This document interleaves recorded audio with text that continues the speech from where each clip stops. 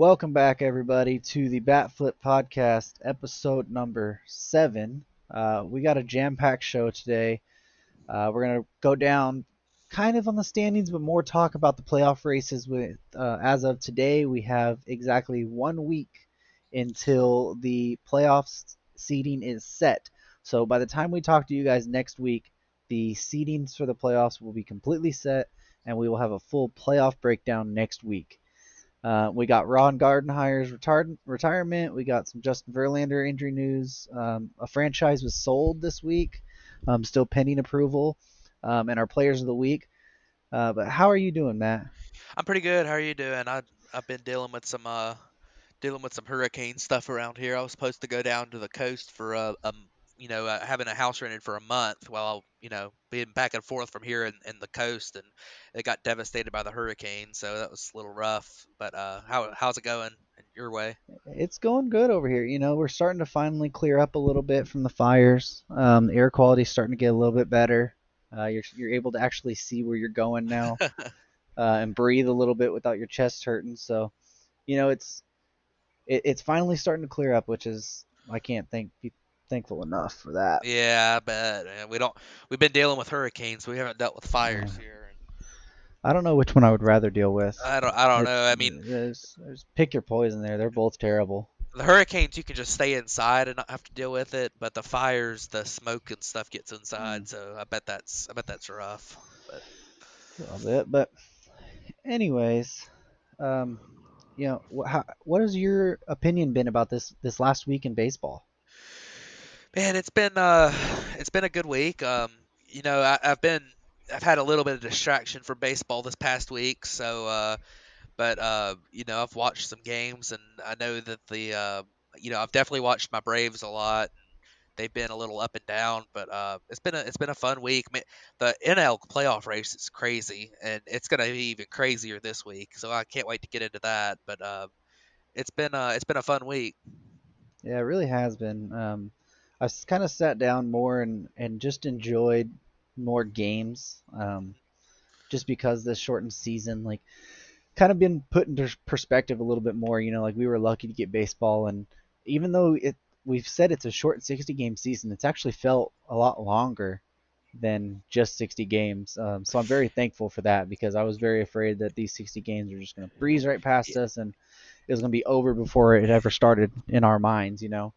Yeah, it's funny because, like you said, it feels like it's been a long season, but it feels so short at the same time. I mean, I feel like we were doing our first episode of the podcast, just like last week, and we've been doing this for this is our seventh official episode. We had a test episode we did 8 weeks ago, and it's that's kind of crazy. This season feels like in some ways like it's been crawling, but it feels like it's flown by at the same time. And the fun thing about it is, like I said, when the season started, that every team you can't look at it as the percentages and stretching things out over like what they would be over a 162 game season. You're looking at everything as if it's a pennant race, and with Hmm. 2 months to go, and you are starting everyone's tied. Like that's how I felt like you had to look at it. And we're getting down to the last week, and I mean, if that's how it's felt. And there's been some surprises, some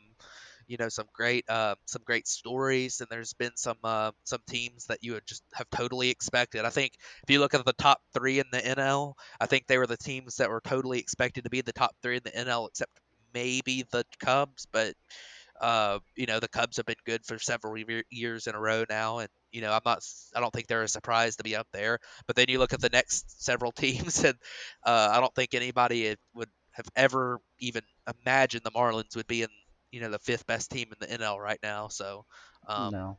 that's kind of crazy. But I mean, it's such a short season that a team could get hot, and like we talked about at the beginning, and call up a couple prospects and.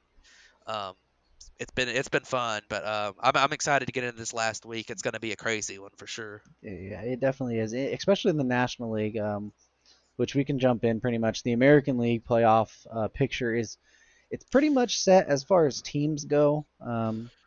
Just they're all battling for pretty much seeding wise. Right now, Tampa Bay is the number one seed by only half a game. They're 35 and 19. but they're still battling for that division with the Yankees. The Yankees are 3.5 back. Really hit their stride this last week, going 9-1. Yeah, And the Yankees, I mean, if you look at their upcoming games that they have left, they it's not we're not going to say it's a cakewalk, but it's probably one of the we got easier schedules you're going to winnable see. games. Yeah. Yeah. You got 4 against the Blue Jays, who they've done really well against this year, and then 3 against the Marlins.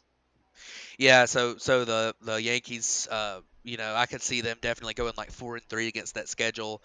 Their competition being the Rays, they get the Mets and the Phillies. Now the Rays do get Jacob deGrom in that Mets series, and then the Phillies, are obviously fighting for their lives in the postseason. So I'm not sure if they get Nola and Wheeler, but that'll be interesting. And the Yankees do have a 3 game lead, I believe, right now. So 3.5 game lead right now. So Three the and a half, Yankees yeah. are probably going to finish second in that division to the Rays. But Yeah, you the know, way it lines up it's for really the close. Phillies, the way the Phillies rotation lines up right now, Wheeler pitches tomorrow and Nola pitches Tuesday, so they would be ready for a Saturday Sunday. Yeah, so the Rays could definitely run into some trouble if Wheeler and Nola have really good starts, and they have to face DeGrom. So that's 3 games that they could potentially lose, and then they could lose another game somewhere in there, and then the Yankees could have another great week and could make it really close at the end. But I would have to expect that the Rays still win that division because of obviously a 3.5 game lead with 7 games to play is or six games to play for the Rays, but just a week left. That's as close to insurmountable as you're gonna find most years. So Yeah, it's and borderline insurmountable. it looks like pretty much Toronto has that third place locked up in that division and a wild card spot. Yep. Yeah, so Um, the wild card in the American League right now is the before we get into we'll talk about the Minnesota Twins and the Chicago White Sox battling for the AL Central as well here in a minute, but um, the Cleveland Indians and the Toronto Blue Jays both appear to be the wild card teams in the AL, um, unless they I don't think they can jump up and overtake the second place teams in their divisions really necessarily. The Indians could, I think, are 2.5 games behind the Twins, so they could maybe do it. But um, the they're going to basically effectively locked in to the playoffs. All the American League teams are because the next team behind them is the Mariners, who are 4 games behind the Blue Jays in the wild card. So the Indians and the Blue Jays are basically locked in, and the Mariners pretty much have the same chances of catching the Astros in their division for second place as they do the Blue Jays. So I could see a scenario where maybe the Blue Jays really struggle in this last week, facing a couple pretty good teams. But yeah, they're I getting 4 against the Yankees. yeah, 4 against the Yankees. I mean, I could see where they may, but I couldn't see the Mariners winning enough games to counteract that and surpass them. So um, it's possible, but it's unlikely that the Mariners could catch them. And the Angels and the Orioles are both in the same boat. Their records pretty much the same as the Mariners. So that's a bummer for those 3 teams, but especially for the Angels because they kind of expected to contend to a certain level this year. But I mean, the Mariners and the Orioles being in a rebuild, anything that happened this year was just a bonus. So Yeah, and so we'll jump down to that American League Central battle, where this is the closest division battle we have in the American League, and that's between the White Sox and the Twins. The Twins are playing a game as we're talking right now, so they could pull within 2 games of the White yep. Sox. I don't know if they're leading right now or not. Last time I looked, they were. Yeah, last time I checked, they were up 2-0, but I will check real quick. And the big thing there is the schedules It's and 4-0. the it's 4-0 Indians. I mean Twins. So Yeah, bottom of the 8th. it, okay, I got them in the top of the ninth now. So on the app, I don't know. I'm assuming the app just must have updated. But the Yeah, White Sox get the Indians and the Cubs this week, and the Twins. I actually believe I forgot to list the Twins on here, but um, either way, or the Twins. I know they get Cincinnati, so for the weekend, which depending on what pitchers they face, could be tough. Um, They get the but Tigers. they get the Tigers, so that could get interesting. The White Sox play two playoff teams, and the Indians and the Cubs, and the Twins schedule's a little bit easier this week, so that could definitely be that's probably going to be the closest race at the end of the week when it comes to the divisions, because it's currently the closest race in either league, and the And White it's going to get Sox is tighter. it's and I think that one might be one that gets tighter. Yeah. So yeah, that'll be interesting. It really is. I mean, Chicago just got Keuchel back, and he had a good start, but they played really well against the Reds this weekend. They beat Trevor Bauer, Yep. so they're starting to get healthy on the pitching side. Luis Robert has sort of hit the struggle bus a little lately, and Minnesota which seems to have got some energy from that Josh Donaldson ejection. I don't know if you saw that, but that was probably Yeah. my favorite thing I saw this week. He there's a pitch where he feels he should have walked on, and the umpire calls it a strike. And the next pitch, he homers for like an absolute no doubt home run. Comes around the bases, and as he gets to Still, home plate, he just like he scrapes his scrapes foot the plate. across it and Yeah, like that was hilarious. throws dirt on the plate, and the umpire ejects him. So he turns around and comes and scrubs some more dirt on him, and then tells him he's a I joke. I absolutely love Josh Donaldson. I think he's Uh, hilarious, and I was really happy. He had the double for me. He was an Auburn guy. He played baseball at Auburn in the mid 2000s, and Uh, then he played for the Braves last year, so he's a fun player. I like him a lot. He's got a fun personality. He seems like a good guy to have on your team. He's entertaining. he, So yeah, he brings a lot of like swagger, but like an aggressive way. yeah, Like it's awesome. So he's fun to watch. yeah, So that, pretty much we'll talk about the American League West is pretty much wrapped up. Houston is 6 games back, and I think Oakland only has to win 1 game this week. yeah. They do face a 3 game series against LA, but they're They'll going to wrap that yeah division up they're gonna either win one way. game this week, or the Astros lose one game. I mean, Right, either way. um, So so so yeah, because the Astros would have to basically go undefeated this week, and the A's lose every game. That's just not gonna happen. no, So the A's definitely gonna lock that division up. There is a little bit of the battle for the number 1 seed, the number 2 seed, the number 3 seed between the three divisions. Obviously, the Central has two teams that could be there, and I guess the East still does too. Um, but all three divisions, I I think the A's might fall a little bit short with those games against the Dodgers this week. So, um, that's going to be really tough for them to win all those games. And I would probably have to expect that the winner of the AL East gets the 1 seed right now, because if it's because the Rays have the best record at the moment. And they also with the Yankees being there, if the Yankees were to pass them, I think it would be more because of the Yankees getting staying super hot than it would be because the Rays fall off. And I believe Stanton came back today or yesterday, didn't he? To the Stanton's been Yankees. back for a couple days. Been back for a couple days. Okay. Yeah, I thought I Yeah, saw that Stanton was back. So the Yankees getting Judge just came healthier too. back. I knew Judge was coming back too. So they're getting healthier, and that's scary news for the AL and the playoffs.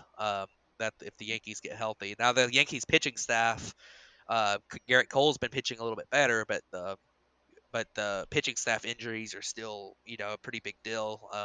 Although they have another pitcher that we'll be talking about a little bit later that's had a really good week, but Yeah, starting to turn it around some. But yeah, I think the AL is pretty much set. Other than just seeding's kind of the main thing, and right. so yeah, Let's go ahead and jump over to the NL East. Atlanta's still got a 3 game lead on Miami. They, like we said, they have a big 4 game series against each other yep, coming up this week, so that's going to be pretty much that's going to be a deciding factor because Miami would have to win 3 of 4 or at least 3 of 4 or sweep Atlanta if they really want a chance. They can't split this series and go 500 and hope that the Braves are going to get swept by the Red Sox over the weekend. yeah, Um, so especially with the Marlins playing the Yankees for the next 3 over the weekend. yeah. And you have to So expect that the Braves will win at least one game in that series against the Marlins this week. Probably yeah, at least two, but. with the some of the pitching matchups and stuff. And the Braves are still pretty hot right now. So, um, especially offensively, the pitching staff's gotten better for the Braves too. Kyle Wright put in his best career start today. And I know feel Ian like Anderson didn't have a great outing yesterday. Kyle Wright pitched 6 1/3 innings today, gave up 0 runs, I feel like we talked about and the exact same thing last week. yeah. So, Kyle, hey, He's hey, done Kyle, good Kyle last couple Wright, weeks. Kyle Wright looked great today. He moved to the other end of the rubber, of the pitching mound, and I forgot if he moved from first base to third base side or from the third base side to the first base side, but either way, it's enhanced his sinker and his curveball, and he's looked really really good. I So think I want to say he moved to the third base side. it's possible. But that's been a huge deal for the Braves if Kyle Wright can get right, no pun Mm-hmm. intended. But but he's looked if he's got good stuff, and obviously being a top 5 draft pick just a few years ago, Yeah. he could be a guy that you look at as possibly being an anchor in the rotation rather than being a guy that you hope and pray turns it around someday and becomes good. So Right. um, but yeah, and then the Marlins are just briefly. We've talked about the Marlins some this year, but that's just an incredible story. I don't think they would have stayed up there in a 162 game season. I think a lot of No. the Marlins is a product of having this shortened season. But at the same time, they've got a lot of guys on that team who are underrated players or undervalued players. Guys like Starling Marte, who they traded for, but before the trade deadline, they had Jonathan VR, who is another guy that's Mm-hmm. an undervalued. They kind of basically replaced an undervalued, underrated guy with an undervalued, underrated guy, and then their Well, Corey their Dickerson's another guy, Jesus Aguilar. I mean, their rotation though too, like Alcantara, Pablo absolutely. Lopez, Sixto Sanchez, like they've stepped up this year and really been, like we all knew that Alcantara or Pablo Lopez had good upside. Yeah, at least had Um, talent. Yep. at least had talent. They struggled at times last year, but they were rookies. That's kind of what you expected. We expected Sanchez to be good, but we had never seen him on a major league mound before. So for them to really come up and all provide the uh, the uh, the impact that they have, and it's not a small impact. They've given a lot of innings, and to that young pitching staff, they've covered a lot of innings, and they did it in a spectacular fashion. So they're three guys that really have to be shouted out this year that have really pushed this Marlins team to be up here. Absolutely, and not to mention too that they've had some guys like, I mean, look at Lewis Brinson. This is a guy that pretty much people are starting to talk about as him being a scrub, like it being a complete total bust. Wasting the Yelich trade. Lewis Brinson's sitting there and all of a sudden has a 760 OPS and plays good Hmm. defense in the outfield and center field. So you're talking about a guy that like I don't think too many people would have expected that, but it's obviously a guy that has some talent. And I mean, you know, obviously you've got your guy. Garrett Cooper has been pretty good this year. The DH has helped him a lot, and Brian Anderson's one of the most unheralded players in baseball. That's actually a pretty dang good player that nobody ever talks about just because of the team he plays on, and he's been good for a few years. So, Yep. um, people have talked a little bit about Miguel Rojas this year, and I think that might be a little bit more one of those flash in the pan type things. But the Marlins do have some legitimate players who are young and give them a chance going forward, or are veterans that they've acquired that other teams have kind of tossed away, like Jesus Aguilar that the Brewers just kind of gave away, or Corey Dickerson. Like Marlins might have signed to a 1 year deal or something, and it's one of those things where those players are pretty good, and they might have had a bad year where they were at before, but they've done really well in the past, and they're doing good again this year. So Or um, even Jorge Alfaro. Like Jorge Alfaro, he yeah, was in that JT Realmuto trade, which we've talked about for Sixto Sanchez. JT or Jorge Alfaro was just a throw-in that deal oh yeah. because Philadelphia didn't. I mean, they were getting JT Realmuto. They didn't have anywhere that they wanted to put Yep. Alfaro, so they were kind of just tired of waiting for him to develop. So they just tossed him all along, Yep. and he's developed pretty damn nicely in Yeah, Miami. he's a very good he's a very good defensive catcher. He's got a great arm, and his bat is hit or miss right now. It could be coming along. He's shown some improvements at times, but you start to look at that trade as being heavily in favor of the Marlins with the way Sixto Sanchez has looked in his Yeah. short career so far. So I mean, that's a trade that Real Muto is really good, and I don't. I don't know where the Phillies would be at all if it wasn't for Real Muto, because you've got guys like Bryce Harper is a really good player still, but he's been a little inconsistent with the Phillies so far. Last year he was good. This year he's been really good, but he hasn't been like the 2015 MVP Harper with the Phillies. So and Hoskins has been so inconsistent the last couple years. After that fantastic rookie year, he's been good. This year he's turned it around for a while, but he's been pretty hot or cold. So Real Muto offensively and defensively has been a very good stabilizing factor for the Phillies. Yeah. But the Marlins, they sure got a lot out of that deal, and a guy like Real Muto who's about to be a free agent, with the Marlins financial situation, I don't think the Marlins are a team that would have been able to keep him around for much longer. So you're talking about they're getting Sixto Sanchez for the next 6 7 years No, at yeah, they least. definitely they definitely traded him at the height of his value. Um, Absolutely, and I and remember that before that off losing him in free season. agency. Well, Yeah. yeah, and I remember that off season, LA wanted to trade for him, and Miami was like, "We want Cody Bellinger and Julio Urias," and pretty much LA just hung up the phone as they should have. Yeah. But for somebody to do that, knowing that Miami wasn't going to be able to re-sign him, like we've talked about it this last week. I mean, it looks a lot worse if Philadelphia doesn't re-sign him. They really need to, but Miami did get a very good haul for JT Realmuto. And speaking of the Phillies, Absolutely. they are one game back of the Marlins right now. Yep. So they could jump up into that second place in that division. Especially with the Marlins having to face they're having to face the Yankees over the weekend while the Phillies get the Nationals and the Yeah. Rays. And if the Rays have the division locked up, I mean, they're fighting for playoff I don't, seeding, but at this time, there's not really much that playoff seeding. There's no real benefit to having the number one seed.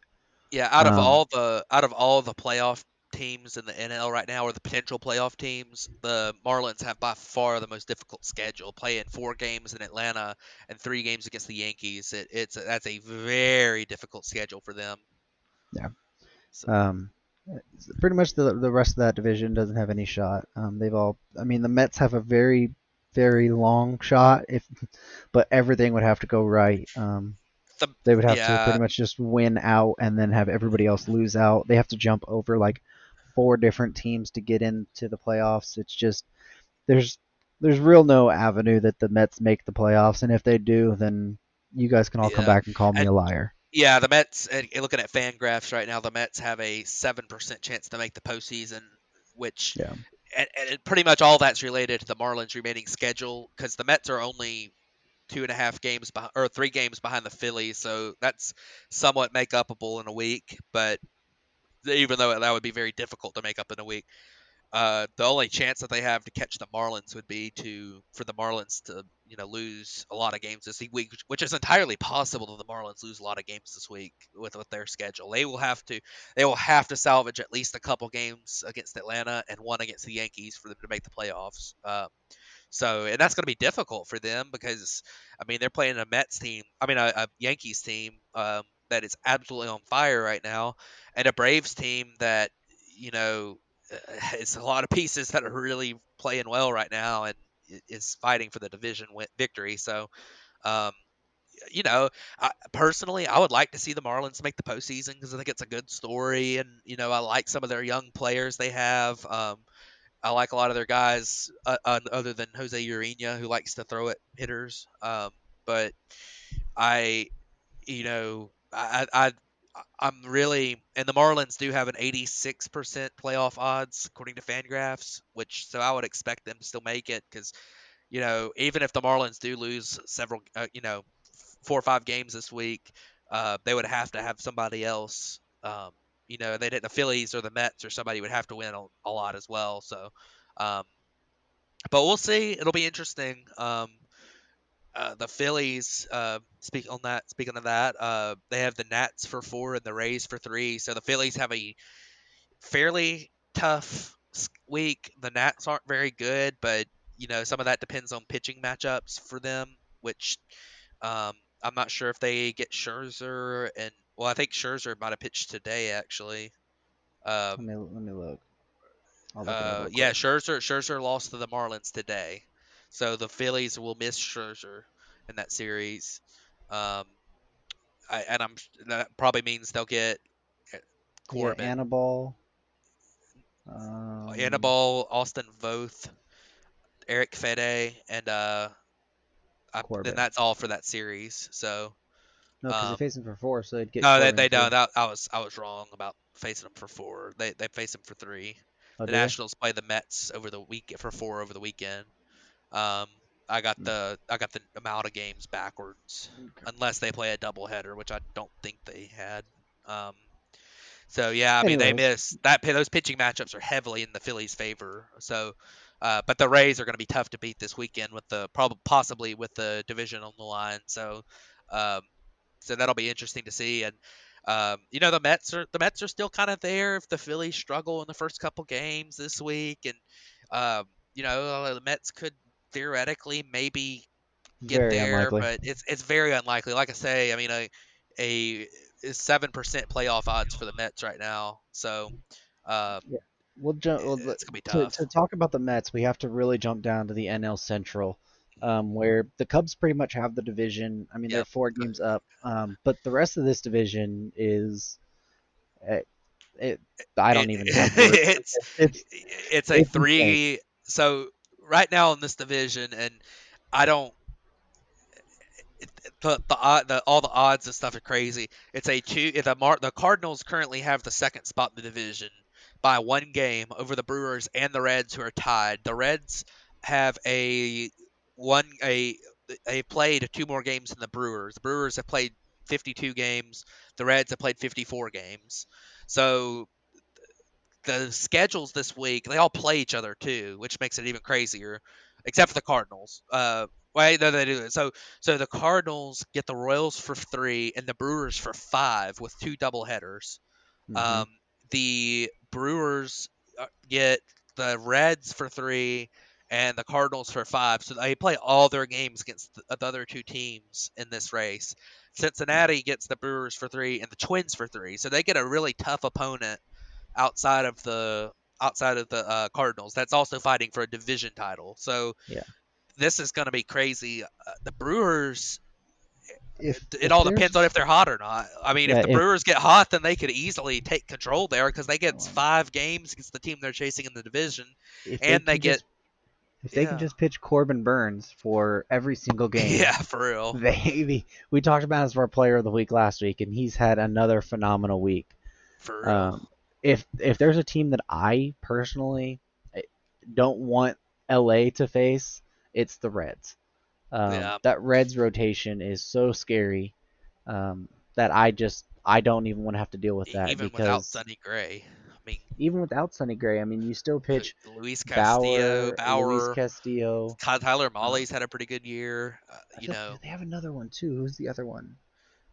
They had like a big DeSclafani, four. maybe. I don't know. Well, I mean, obviously Sonny Gray up until he got injured, but Yeah, I um, thought they had four though. Oh, Miley's their other guy. Who Wade Miley. he always carves up L.A. That's Yeah, a guy. well, Right? I don't know if I consider Wade Miley the guy that destroys everybody, but yeah, No, he maybe against destroys LA. L.A. He So yeah, destroys but L.A. yeah, But so Luis, that division is going to be a fascinating thing to watch over this last week. I'm excited for it. absolutely, it's going to be a Just crazy one. being able to watch, those that especially the Brewers and the Cardinals having those five over the weekend. Um, that means the doubleheader must be Saturday, either Friday or Well, Saturday. they have 2 doubleheaders in there. Do they? Yes, because they have Oh, so five it's got to be games. Friday and Saturday. Yeah, 5 games in 3 days, I believe. Um, so yeah, Friday and Saturday double headers, and then Sunday 1 game. Um, Wow. Yeah, so that's crazy. I mean, and those 7 inning, those are 7 inning games too. Obviously, with the rule changes this year, so um, which might make them even crazier. But after that too, we'll talk about the NL West in a second, which is really not too much of a contest at the top. The Dodgers have a 4 game lead over the Padres, who are very, very far ahead of the next team, being the Giants. So the Dodgers and the Padres are both clinched playoff berths as of today, and the Dodgers, I think you said they're very It's close to clinching the division too. two games. So it's a Um, yeah, and they magic number of face two. yeah, and they face Oakland and then the Angels Yeah, over the so weekend. yeah, so they'll in the same way that Oakland will clinch their division. It's just too far away. I mean, 4 games, but the Padres are pretty much the top two are pretty much locked up. But the Giants are still only 1 game or tied with the Cardinals and the Cincinnati Reds right now. I The mean, Brewers and the sorry, the Reds. Brewers and the Reds. The Cardinals are ahead. Yeah. So the Brewers and the Reds are tied with the Giants. Yeah, and they So get the Rockies for 4. and the Is that Padres for right? 4. Rockies for 4 and Padres for 4. They have a So doubleheader in there? yes, so they have pretty tough schedules. They have a pretty tough schedule as well. Yeah, they still have to play. They've only played 52 games, so they have to play 8 more. Um, so the playoff odds from Fangraphs right now have the Giants with a 43% chance to make the postseason, the Reds with a 51.7% chance, the Brewers with a 58.9% chance. So there's pretty much 3 teams for the wild card or 3 teams for the second wild card with and then the Brewers and the Reds also having a shot at the Cardinals in the NL Central. So it's 4 teams for 3 spots pretty much.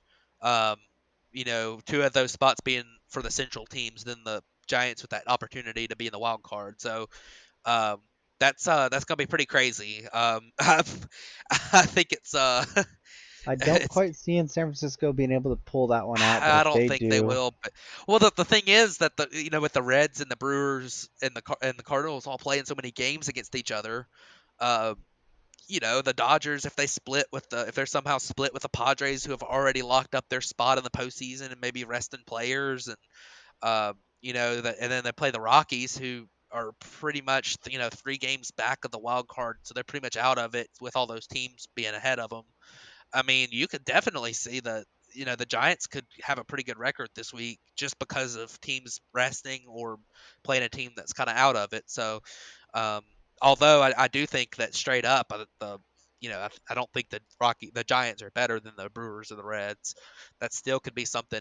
It's going to be super super competitive in that Central Division, and the Giants kind of in a way control their own destiny, being able to not play in teams that they're fighting against. If they win and they take care of business and win 5 or 6 games this week out of their 8, they could possibly have a chance to be there. So, but if they lose, 5 games or something this week out of their 8, then they have no chance really. So, right.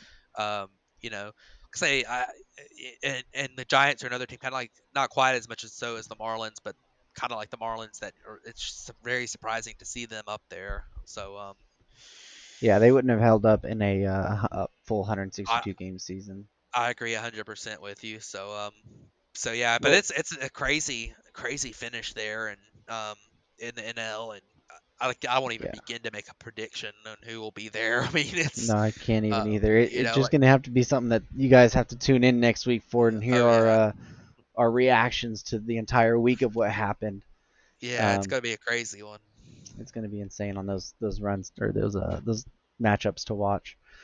Well, let's jump over to a retirement we had, which was very sudden. It happened all of a sudden yesterday, just out of the blue.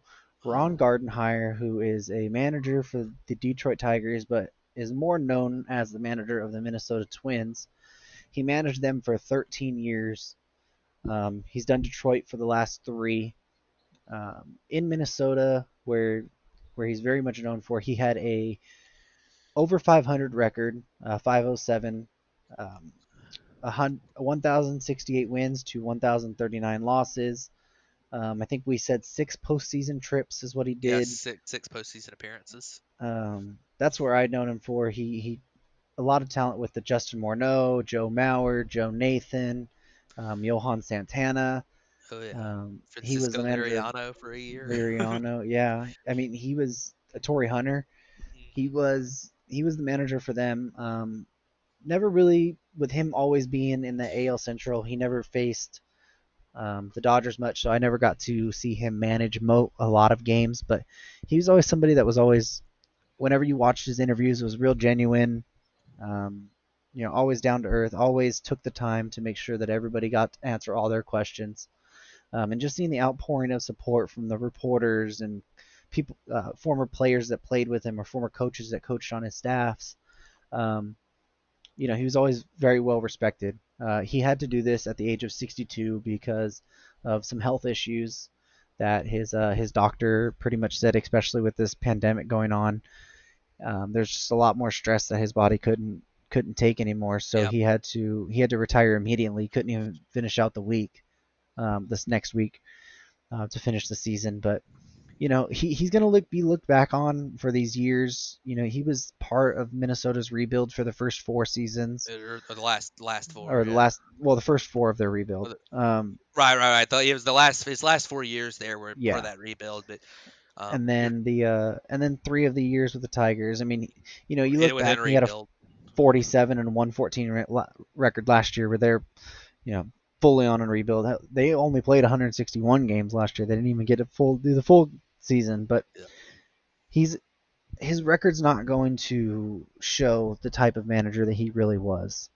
So I really wanted to make it a point to talk about him today and just give our shout out to Ron Gardenhire for being a fantastic manager for what 16 years in the majors. Yeah, We found an amazing stat. He is tied, or he's sixth all time in manager ejections with 84, which we didn't think that was that high up, but once we looked it up, well, that's pretty amazing. yeah, it's crazy, and we were looking at some of the names on the list, and it's funny. Most of them or about half of them are Hall of Famers, and then of course like Bruce Bochy is probably going to be a future Hall of Famer. So just having retired a year ago, but I mean Bobby Cox is all time leader with an almost unbelievable 161 ejections. But That's a Tony La full season. Russa, yeah, I mean yeah, Bobby Cox, he might That's have a full managed season. for he managed for a lot of years, but he took a year off from the ejections. So, Yeah, but like, on that list, and he's right behind. He was only two behind Tony La Russa, who was fifth all time. Tied for third. At everybody above him on the list is a Hall of Fame manager as well. So, that says a um, lot. yeah, it does say a lot. And, it's a lot of a lot of names on there that are kind of funny. Bruce Bochy, I was surprised to see was on that list, being so high. Charlie Manuel, Clint Hurdle, and John Gibbons were tied for 15th on the list. And of course, that's weird. John Gibbons, he was managed for a long time, but he wasn't around that long. So I thought that was pretty funny that he was on there. But I always remember John Gibbons as being a manager with a pretty hot head. So Yeah, I absolutely love it. That's a part of the game that we're starting to lose a little bit of too. One of those things where that's kind of part of the game that we don't want to lose. We like to see some of the new age stuff, of course.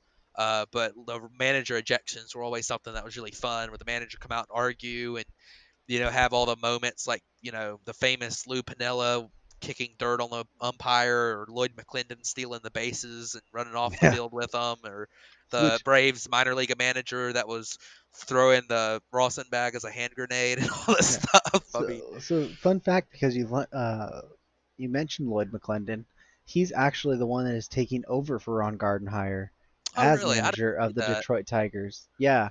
So Lloyd McClendon was, I believe, he was the bench coach to Ron Gardenhire. So he's taken over as manager for the last week of the season, and Detroit has already came out and said that they will give him a full shot at becoming the full time manager next year. So that's pretty nice. He got a rough go at it when he was in Seattle as the Yeah, manager.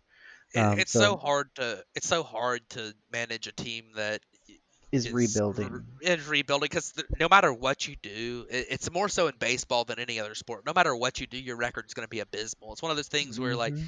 you talk about, Ron Gardenhire in his career has an under 500 record, but when you look at the teams that he was managing, he had that 47 and 114 year last year, and he had a 64 and 98 year with the Tigers. Those were both those teams had abysmal talent on them. And with the Yeah, Twins, I mean, its last few years with the Twins had zero talent. But this is a guy whose teams won a lot of games, so it's as much about being a a manager as a um, it's as much about being a manager as what you do is how you are able to deal with people and how you're able to do with a fully um, with a fully stacked team. Eh, Obviously Ron Gardenhire is in some pretty famous games back in his time too. There was the playoff against the one game playoff against the Tigers, that famous game where Chip Carey couldn't figure out what a fly ball was, a fly out was, and yeah, then they had the single up the middle that scored the winning run, won the division for them in the extra innings, and I mean, just the crazy. That was one of the craziest games of all time. That was actually 2009 when they played game 160. They also played the game 163 in 2008 as well. Um, but which they lost that season. But it's it sucks to see a guy like him go down from illness and being in bad health, and you hope to see him be able to recover once he gets out of being in an everyday role, and hopefully he's around the game still. yeah. That's what I was gonna say.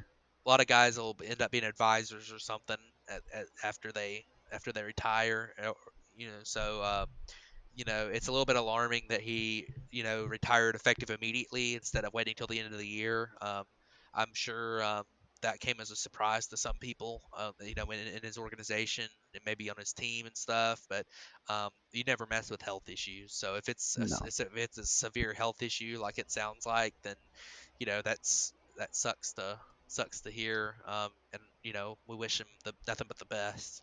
Yeah, for sure. One of the most respected managers that I have ever, you know, just like I said, the outpouring of support you've seen from around the league has just been amazing for him. So Yep. big shout out to Ron Gardenhire. Well, let's jump over to some injury news, which we've talked about this before, and it was officially announced yesterday.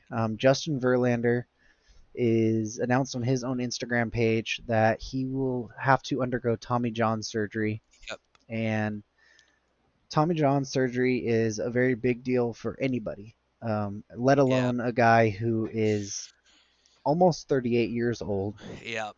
The recovery time period on a standard surgery for anybody in good health, and Verlander's in very good health. Let me Yeah. get up, but for somebody at age 38 almost, your body just slows down your time of healing. Um, so a normal timetable is anywhere from 12 to 18 months, and that's to get back to on the mound and in game Yep. situations. That's not including anything that might happen with setbacks or second surgeries, which we see a lot of the time has to actually happen. But even after you come back to a full season, it takes you another year to get back to your old self. So if you're talking about Verlander, who's already going to be, I mean, he's 37, going to be 38 in the middle of the off season. By the time he has the surgery, comes back and really gets back to like what Justin Verlander is, he's going to be pushing age 40, which if there's a guy who can do it, I wouldn't put it past Justin Yeah. Verlander. I mean, he's been a freak for It's returning from injuries before, but this is something that we were talking in our group chat with a bunch of our buddies that it we could have seen the last of what Justin Verlander really was. Yeah, and I have to think this is probably the end of Justin Verlander as a he might come back in some form, but um, and I would love to see him come back stronger than ever, but This is a guy who, I mean, if he's 37 years old, he'll be 38 at the start of next year, and he'll miss the entire season. He'll be 40, when he comes, or he'll be 39 years old when he has his first opportunity to come back. And Right. you know, coming back from uh, coming back from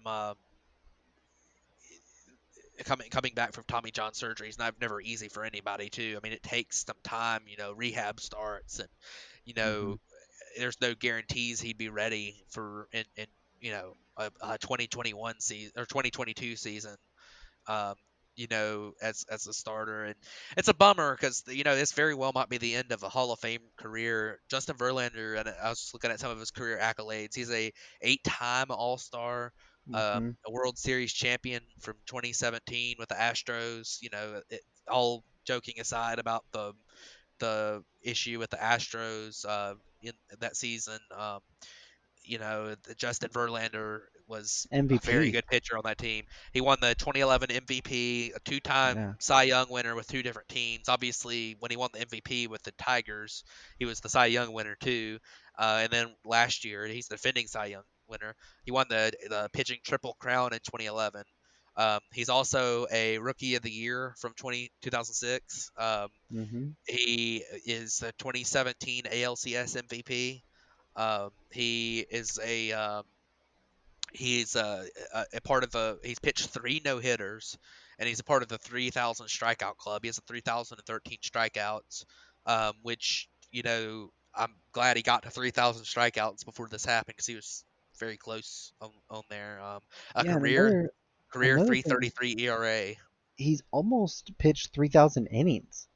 He sure Like has. if He's you 2,988. he's 12 innings short. If you were, I mean, I expect him to be able to come back and at least pitch 12 innings at whatever it is.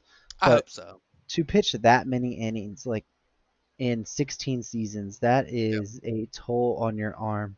And It this is is. really the first real time that we've seen him have arm issues. There was Yep. a couple years in Detroit where his velocity dipped a little bit, He went on the mainly DL with 2014. shoulder Yeah, it was. issue a little bit, but Yeah, it wasn't but a I bad mean, one. But it was yeah, he's always bounced back and been, his highest was a 451. But if you look at that, everything else is outside of 2008.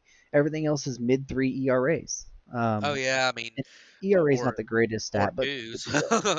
Yeah, that's you what I'm know. saying. No higher than a mid three. Yeah, He's a fantastic pitcher, no matter what has happened in the last couple of years with the Astros. This is a guy you really hate to see something like yeah, this happen to. 72 career wins above replacement. I mean, he's a guy that, based on advanced metrics, and your old fashioned statistics, he's a guy that's going to be a surefire Hall of Famer. And, obviously, I'm kind of talking like this is the end for him completely, which, there's a good chance, like I say, there's a good chance he comes back and pitches, at some form at age 39. But coming back, I don't think there's not a very long history of guys coming back at age 39 from Tommy John surgery and pitching very many more No. innings. And But being like, as effective as they were. right, right. So you would So hope if he came back. I mean, he was, you know, if he came back, you would have to.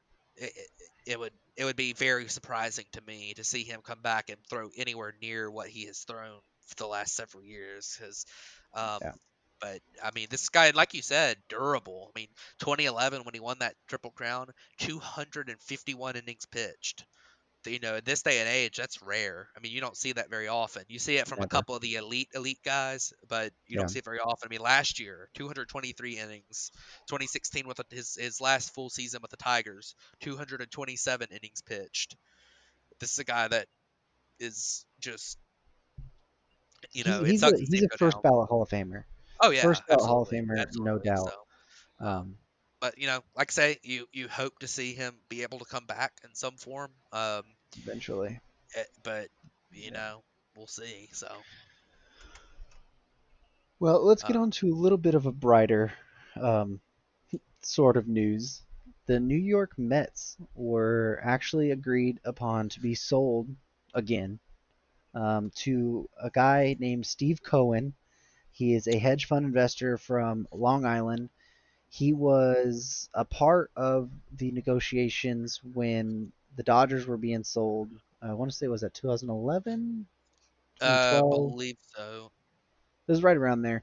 He was one of the people that were in the bidding before the Magic Johnson led Guggenheim group got them. And actually, he had agreed to buy the Mets in January for $2 billion. And the deal ended up falling apart when the Saul Katz and Fred Wilpon, which the Wilpon family is the head over the New York Mets right now, pretty much said, like, at the last minute, tried to throw in a thing in the deal where they could keep team control for the next 5 seasons and pretty much have Cohen give them the $2 million, and then they can control the team for the next 5 seasons and do whatever they want with him having some say but not majority say. And obviously, as you would expect when somebody's spending that much money, and that they said no, and he backed out of the deal. And then there was a lot of negotiations that happened, between a lot of other groups. There was a big group between Alex Rodriguez and Jennifer Lopez, and some other names that haven't been mentioned, but they have been reported as bigger names, but no specifics. And then you had the whole pandemic deal.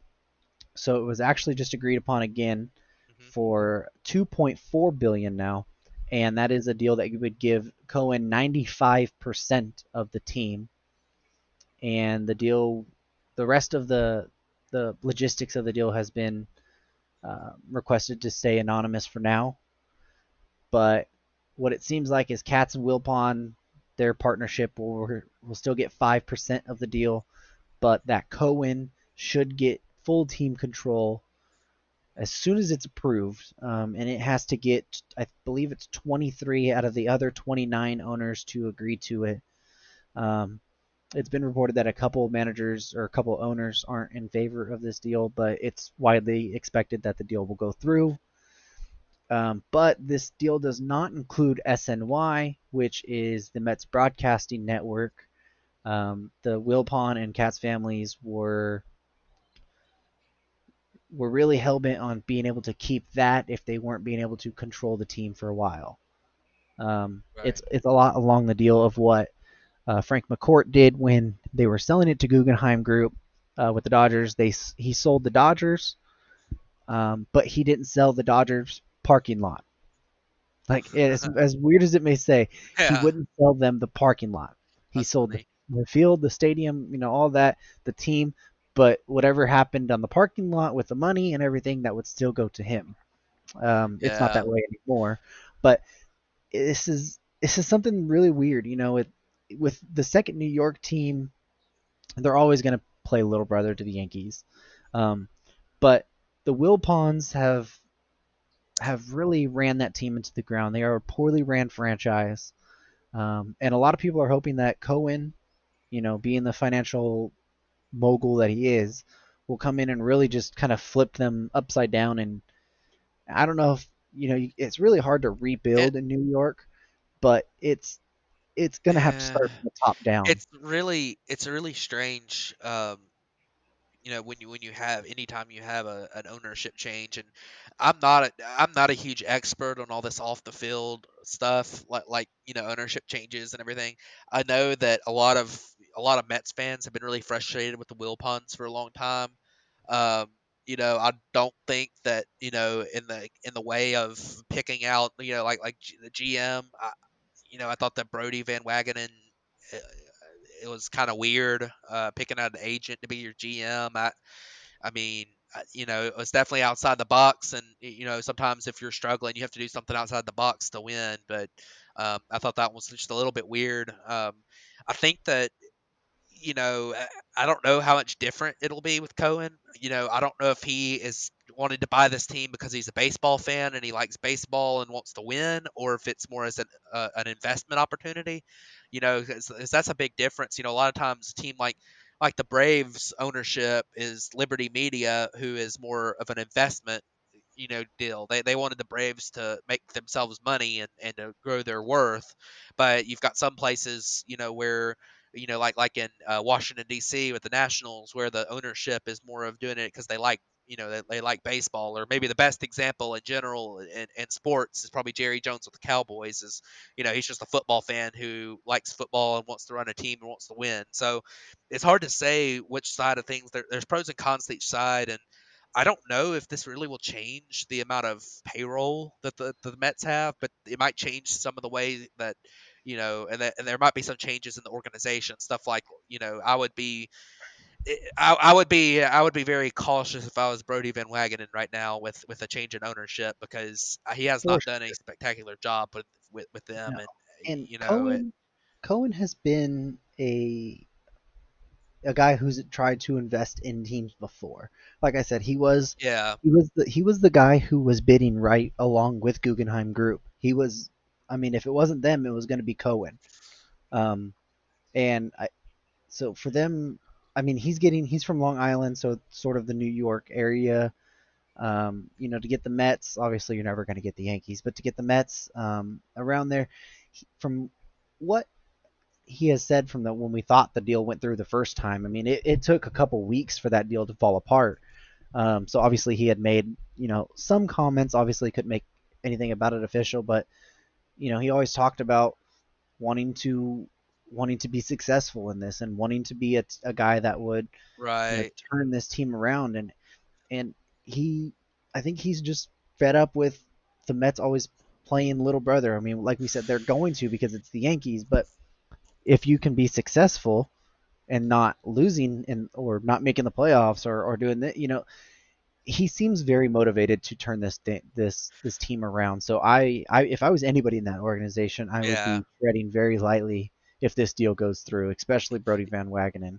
Yeah, Uh, and like I said before, I mean, if this is something that changes their payroll for the better, I would be very surprised. I would be a little bit surprised, but I think that's usually when you have an ownership change, that's one of the biggest things that you see first is are they gonna want to increase payroll, or they want to spend, or they want to hit a bottom line when it comes to their how much money they're able to make and their investment. Are they and more of a investor in the team that also wants to win, or are they a guy that's a fan that wants to win, but if they make that's money, the it's problem. just icing on Is the that cake. I think the Wilpons because the oldest Wilpon is 83.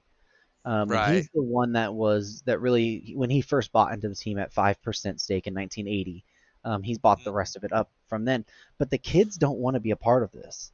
They've been Yeah. very vocal that they should sell for a long time. So finally, now that the father's getting older, they were kind of getting at that time like you're talking about. They kind of were just looking at the line of what they could make money wise. And Yeah. Cohen very much doesn't sound like that. He sounds like Okay. a guy who wants to win and win now. So they're not Right. even a team like I would say be patient for Brody Van Wagenen or watch your step or something. Right. They should be somebody for the entire major leagues that could make a deal like the Dodgers did when they got Adrian Gonzalez and Josh Beckett, Nick Punto and Carl Crawford, and just be like, hey, you know what? We're here to win. We're going to Yeah. rebuild, but at the same time, we're going to win while we're trying to rebuild. So we'll take on a lot of bad contracts at the Right. moment Yeah, and to it's something where, and I agree with that, but it's something where I think it's got to be weird when it comes to this ownership change. 'Cause the Mets do have a pretty high payroll right now, um, and I don't know, what can be afforded and everything, but I do know that if Wilpon's serious, I mean, if Cohen is serious about coming in and making the Mets a winner again, which the Mets really weren't that far away. They were a lot of bad luck away. I mean, they had some really bad luck with injuries, with guys like Noah Syndergaard hadn't been able to stay healthy. Steven Stroman. Matz looked pretty. Yeah, well, that being this year, but just talking about the last several years, they went to the World Series in 2015, and after that, they've just had injury-riddled seasons. I mean, David Wright, that whole issue at the end of his career with his, back injuries and not being able to get healthy, and Matt Harvey. that Matt Harvey, and obviously the only guy that's been on the Mets for several years that has been able to stay healthy and be productive has been Jacob DeGrom, and he's just gotten better and better and better. But you look at like Yoenis Cespedes. The opt out this year was really weird, but I mean he's been injured for pretty much the entire time he's been there, and it was a guy that was extremely durable beforehand, before he got to the to the Mets. So it's one of those things where it's a little bit of bad luck. It's not all being run poorly. Um, and but the big thing being, they've made choices when it comes to picking up general managers and stuff that weren't probably weren't great, or that the GM that they picked might have been a good candidate that just didn't work out. I mean, that happens sometimes.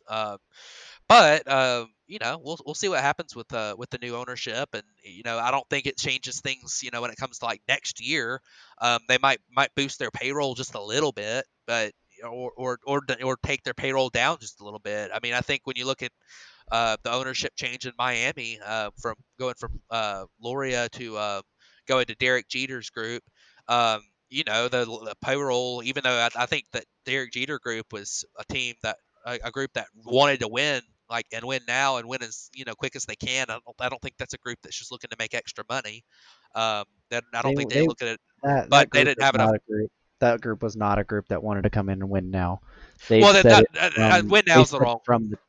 from the drop that they were going to do pretty much rebuild. Right, and win now is the wrong word. I think the big thing is more of caring about the product on the field and not just the dollar figure behind it. Like, I think that's kind of like the Derek Jeter group. I think they want to win. I think they're a team that it's a huge baseball, or a group that's big into baseball and actually wants to win, rather than a group like the Braves ownership at Liberty Media that is just in it for making a little extra money on their investment. So that's I think that's the difference there. Even though obviously I think that the Derek Jeter group didn't really have enough money to do it, and they barely scraped up enough money to be able to buy the team, and then they had to have the huge cut in their payroll for the team just because they didn't have enough money to pay to pay what they needed to. So um, that's one of those things where I don't think it's necessarily that the ownership doesn't want to win.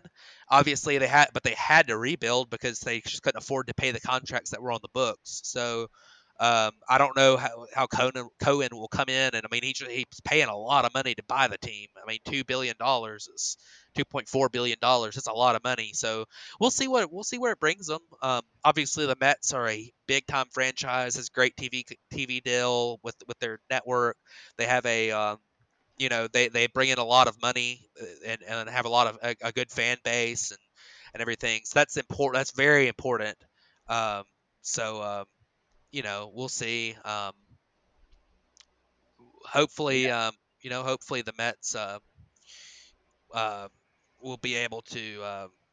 Well, hopefully something will change for Mets fans at least. So we'll see what happens there. Yeah, they need a real turnaround of fortunes.